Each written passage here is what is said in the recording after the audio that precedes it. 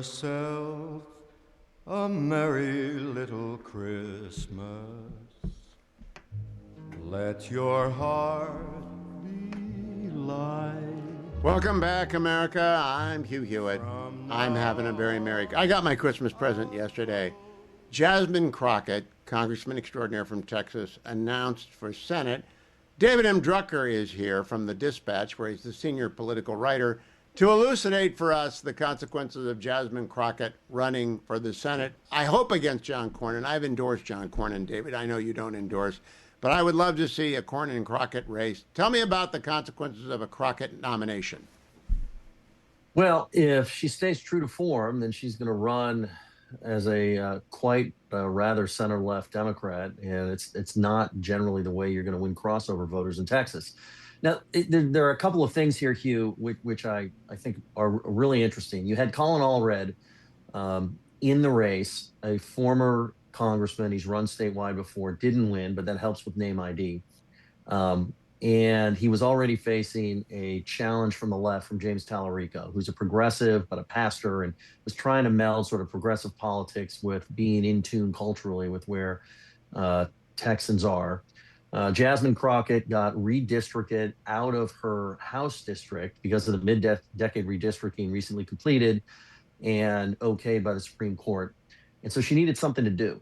And she has a lot of, here's what I would say. She has a lot of political skills. She's quick on her feet. She's good with a quip.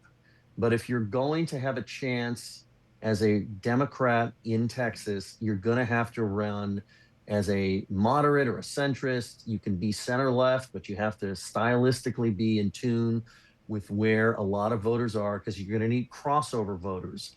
You're going to need soft partisans. You're going to need the swing voters. And maybe the midterm election creates an opportunity with swing voters just, on its own. But with the soft partisans and the crossovers that you're going to need, you're not going to do it as decidedly, completely center left. And that's what she's arguing for. Now, it'll be curious to see if she wins the primary over James Tallarico.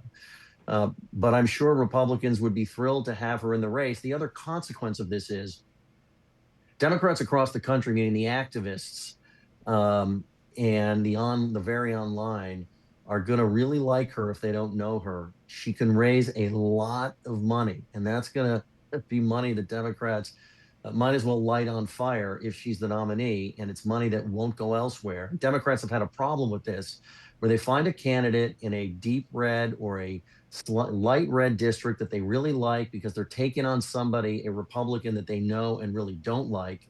They send them a bunch of money, and it doesn't amount to anything, and those are resources that could have been used in competitive races. Now, David, I am thrilled that she's in the race. Thrilled. And she has sparkle.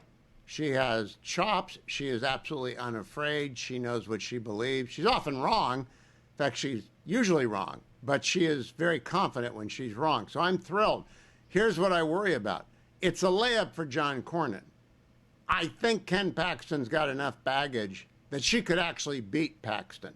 I really do think he's got enough baggage, and she's got enough ferocious fight in her that she'll take any opening and claw it into the Grand Canyon. Have you thought that through yet?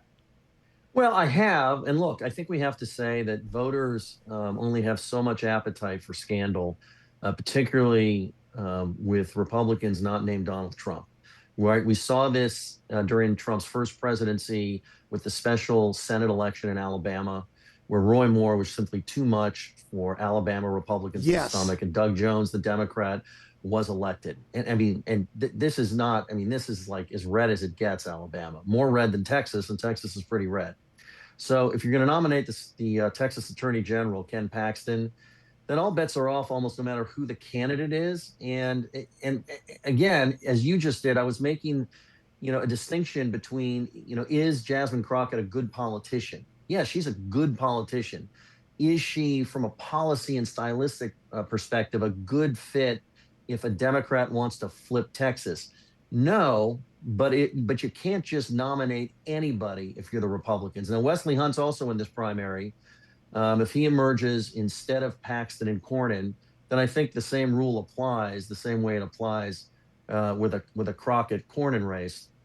But Paxton is definitely a huge potential problem for Republicans if he escapes the primary in Texas, which of course in Texas means escaping the runoff, especially in a three-way race there.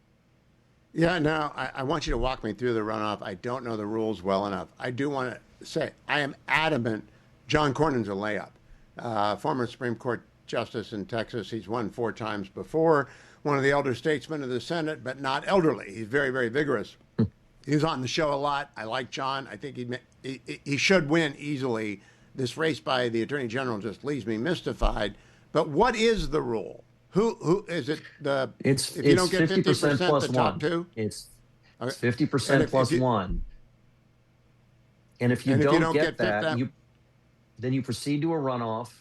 And usually these runoffs are lower turnout affairs, right? I think the last time we saw one of real consequence that I can recall was when in 2012, Ted Cruz, who was an upstart at the time that nobody really had heard of, challenged the sitting lieutenant governor of the state of Texas, David Dewhurst. Of course, in Texas, the lieutenant governor isn't an unknown. It's somebody who matters a great deal.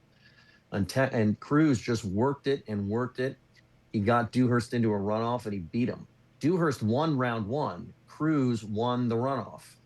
And so usually that's what happens with runoffs is the upstart candidate, the one that's not supposed to win, generally speaking, if you didn't have the runoff, is the one who will often win the runoff.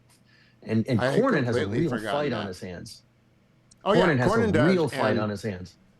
That's why he is working hard. I like the fact he's not mailing in. He's working very hard. Now I'm going to go from Texas up to Maine. Graham Plantner's not going over. We got less than a minute. Do you expect him to beat the 79-year-old governor who would be 80 when she took office?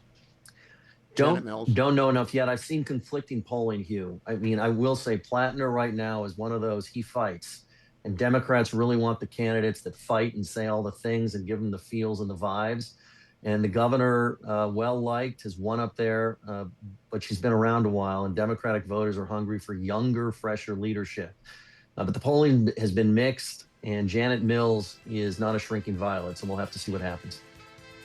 David Drucker, follow him on X at David M. Drucker, especially about Jasmine Crockett, John Cornyn, and everyone else we just talked about. Senior political writer for The Dispatch, David M. Drucker on X. Thank you, David. Coming right back, America. Stay tuned. Portions of the Hugh Hewitt Show are sponsored in part by Prison Fellowship's Angel Tree.